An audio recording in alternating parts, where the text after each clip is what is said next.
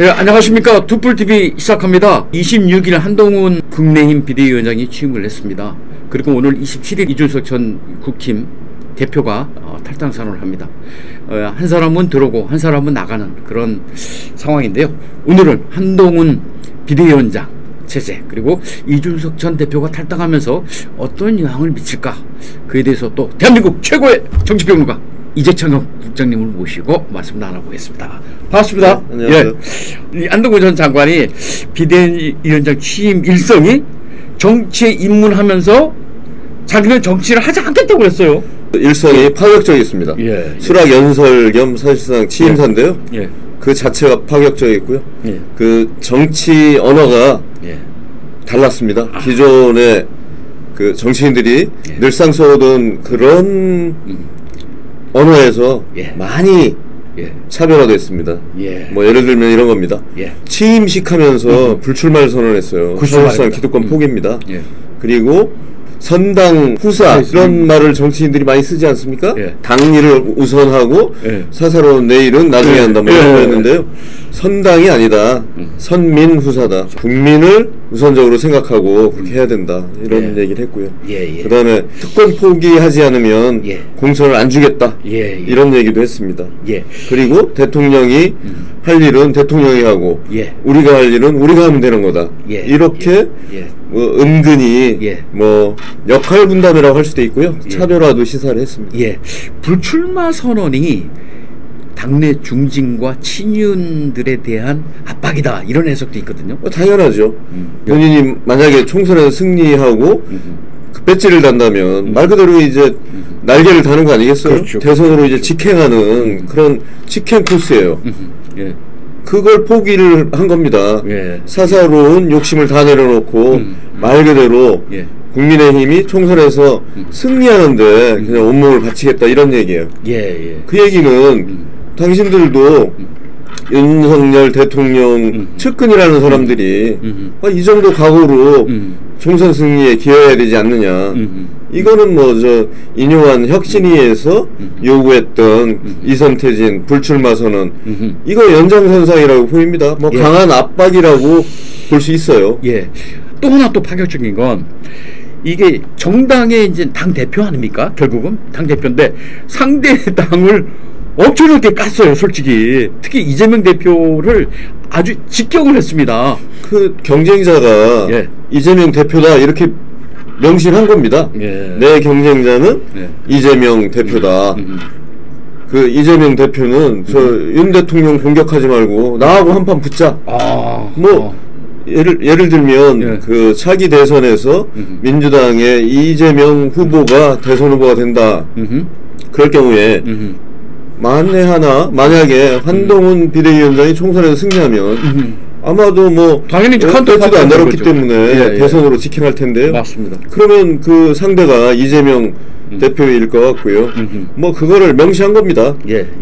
내가 당신하고 붙어서 이겨줄 테니까 한판 멋지게 예. 한번 싸워보자. 뭐 이런 의미로 보여요. 그리고 예. 어제 뭐 이재명 대표에 대해서는 형사 재판을 받는 사람, 뭐 여러 가지 혐의로 그런 재판을 받는 사람, 사법 처리가 임박한 사람, 뭐 그런 식으로 직격을 했어요. 그런 사람이 맡고 있는 당한테도 밀린다. 이게 말이 되느냐? 응? 예, 맞습니다. 뭐 일견 맞는 말이긴 한데 일견 너무 검사적 시각이라는 지적도 있긴 합니다만, 하여간 그 이재명 대표를 정면 겨냥했고요. 예. 한판 승부를 벌이자 이렇게 예. 도전장을 낸 거로 보입니다. 글쎄 말이에요. 굉장히 도전적이었고 공세적이었어요.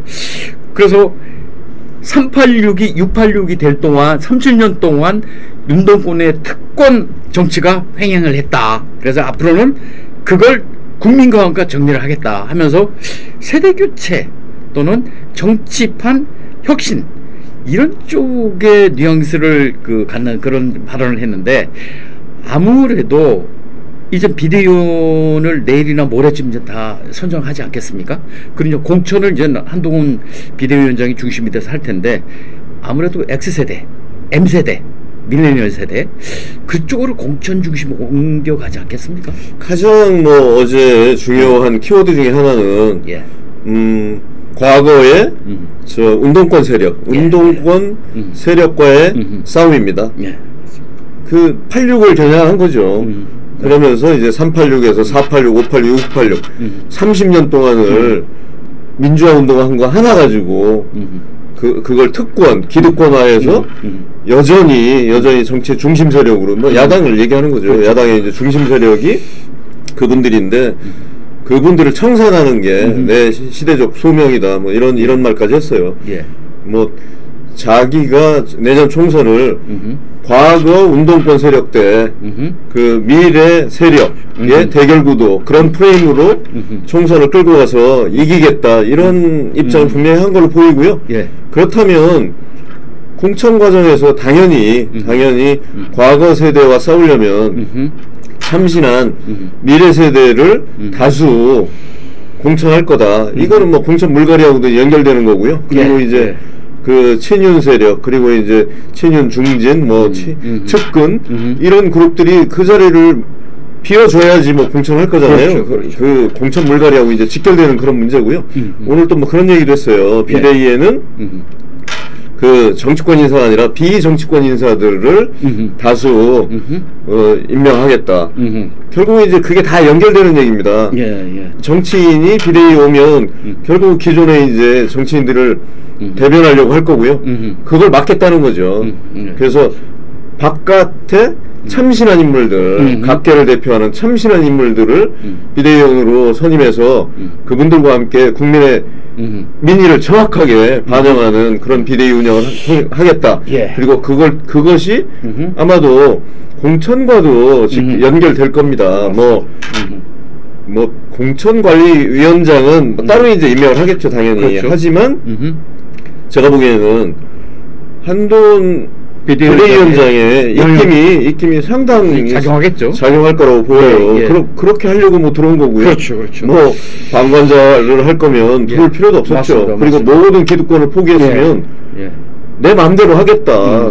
뭐 그거는 이제 마음대로 한다는 게 원칙과 기준 없이 한다는 게 아니라 오히려 원칙과 기준을 정하면 그걸 절대 포기하지 않고 밀어붙이겠다 이런 의미잖아요. 이거 강경한 입장을 얘기한 겁니다. 사실 어제 그 수락연설에서 밝힌 그런 키워드들은 뭐 야당 민주당에 대한 선전포고일 뿐만 아니라 당내 친윤 그룹 그리고 이제 측근 그룹에 대한 선전포고라고 볼 수도 있어요.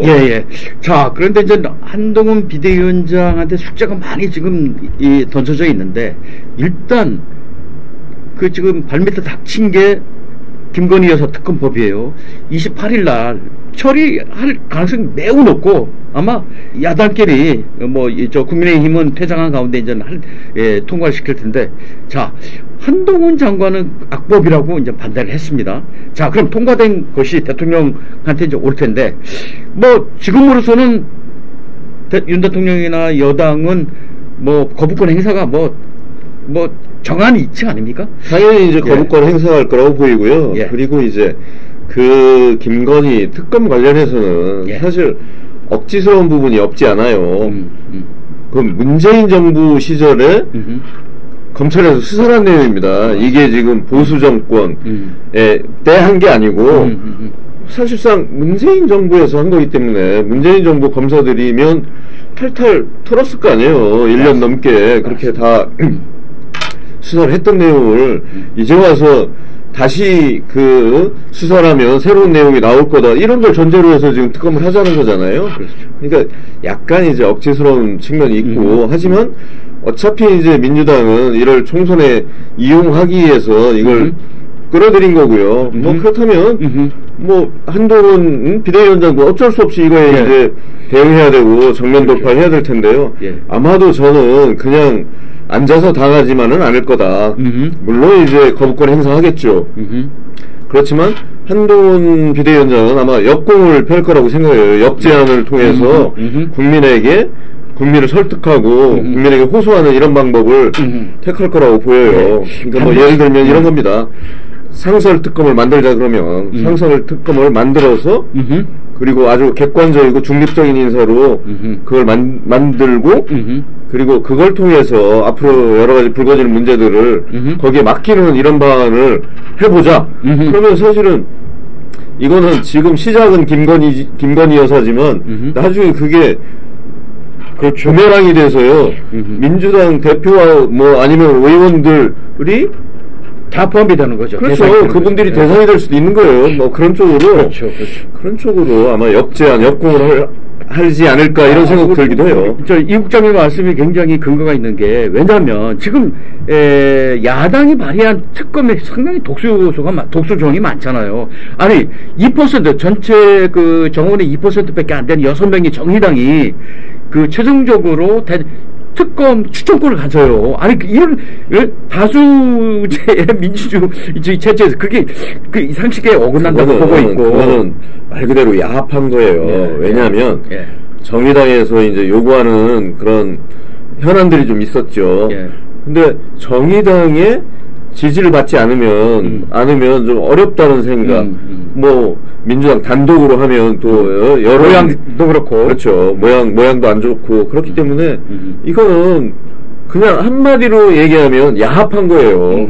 그냥 정의당을 끌어들여야 되는데 방법이 없으니까. 맞습니다. 그 의석 6석의 정의당에 특검 추천권을 준다. 이게 사실 민주주의 다수결 원리나 여러 가지 민주주의 원칙에 그 맞지 않는 부분이 있죠. 예.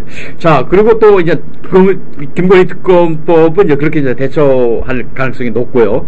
자, 그런데 오늘 오후에 이준석 전 대표는 자신의 그 지역구였던 노원병인가요?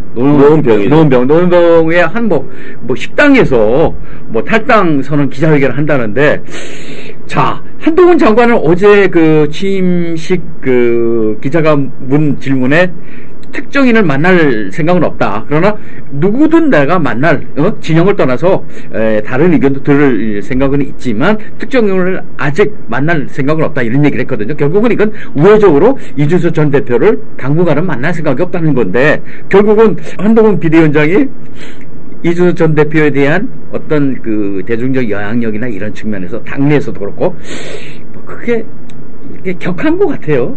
근데 이제 그건 좀 차원이 다른 문제고요. 그 한동훈 비대위원장이 안 만나겠다는 건 아니고, 다만 이제 사실 우선순위라는 게 있잖아요. 지금 비대위원장이 되자마자 지금 뭐 그렇다고 해서 이준석 전 대표를 찾아가서 만나고 이럴 상황은 아니고요. 여러 가지 지금 비대위원장으로서 비대위 구성 문제가 이제 발등에 불이고, 그리고 그 여러 가지 뭐 당장 김건희 특검도 걸려있고, 그 다음에 선거제 협상 문제도 있는 거고요. 여러 가지 현안이 많아요. 그리고 민생법안 처리도 뭐 시급한 그런 상황이고, 그런 상황이기 때문에 뭐 우선적으로 이준석 대표를 찾아가서 어차피 좀 그 탈당해서 신당을 만드는 뭐 그런 입장에서 변화할 가능성이 없지 않습니까? 그렇다면 지금 당장 만날 이유도 없는 거고요. 뭐 조만간 아마 만날 거예요. 만날 텐데, 근데 뭐 이준석 전 대표는 아주 외로운 행보를 일단 해야 될 것 같아요. 그 천하용인, 그게 뭐 이제 대표적으로 이준석 대표하고 친했던 사람들이잖아요. 천하람, 허은하, 김용태, 뭐 이가인, 이런 분들인데, 뭐 김용태 전 최고위원은 뭐 합류하지 않겠다라기보다는 탈당을 안 한다, 뭐 이런 얘기고요. 그리고 나머지 세 사람도 사실 고민될 것 같아요. 이게 그렇게 탈당한다는 게 쉬운 문제는 아니고, 그래서 아마도 굉장히 외로운 행보를 당분간은 해야 될 것 같아요. 근데 이제 결국은 이제 여론 추이가 중요할 것 같습니다.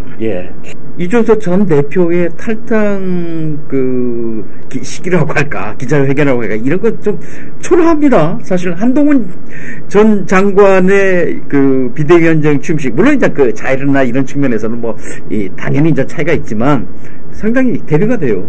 그러니까 한동훈 비대위원장은 뭐 화려한 스포트라이트를 받으면서 이제 왔고요.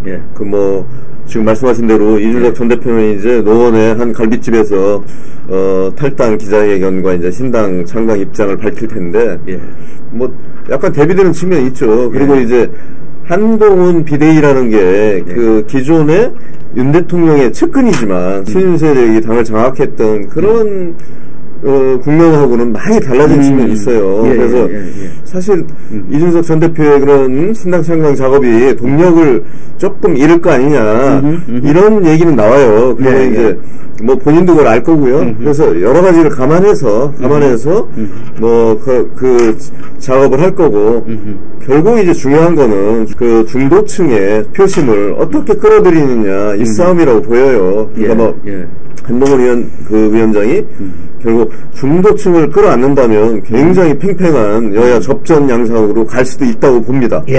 하여튼 그 정치판이 총선제 3개월 남겨놓고 지금 뭐 긴박하게 돌아가고 있습니다. 근데 민주당이 이에 대한 어떤 그 대응 어떤 움직임이 아직 뭐 뚜렷한 게 없어요. 뭐 제가 보기에는 거의 거꾸로 가고 있어요. 그러니까 뭐 지금 국민의힘은 뭐 친윤그룹이 이제 이선우태하고 법무장관하던 한동훈 비대위원 체제가 이제 출범하고 그리고 이제 그 뭐 박민식 장관 전 장관이죠. 뭐 그리고 이제 저 원희룡 뭐 이런 분들이 다 이제 험지 출마 이재명 대표 출마하는 데 가서 붙겠다. 이재명 대표 붙겠다. 그리고 당의 모든 걸 위임하겠다. 오늘도 뭐 저 박민식 전 장관은 이제는 그런 기득권 포기에 대해 행동할 때다. 그러면서 이제 자기를 어려운 데로 보내면 기꺼이 가겠다. 이런 입장을 표명했어요. 근데 민주당은 뭐 그런 분들이 별로 안 보이고요. 그리고 오히려 뭐 친명그룹이 당을 확고하게 장악한 상태에서 지금 이제 공천 갈등이 표면하고 있어요. 그래서 이제 일각에서는 뭐 그 총리를 지낸 세 분, 이낙연, 뭐 정세균, 김부겸 이 사람들을 그 공동 선대위원장으로 세우는 방안을 전격적으로 이재명 대표가 들고 나오지 않겠나. 왜? 이 국면을 돌파할 방법이 없어요, 사실. 그래서 뭐 그런 얘기가 나오는데 뭐 그러려면 그것도 이제 기득권을 내려놓는 거기 때문에 상당히 고민할 것 같아요. 그렇게 되면 친명의 그 몫을 많이 내놔야 될 겁니다. 그죠? 이낙연 그 계에 그죠? 그러니까 친명계에서 그걸 받아들일 수 있을까? 또 이재명 대표 자체가 또 그걸 받아들일 수 있을까? 그게 좀 회의적입니다. 그럼 두고 봐야 되겠죠? 오늘 나오셔서 고맙습니다. 오늘은 한동훈 전 법무장관이 국힘의 여당의 집권 여당의 비대위원장 당대표죠. 취임하면서 폭탄 선언, 그러니까 굉장히 참신한 정치 입문을 하면서 정치를 하지 않겠다 이런 선언을 한 것을 두고 우리 이재청 평론가님과 같이 말씀을 나눠봤습니다. 오늘 마치겠습니다. 감사합니다.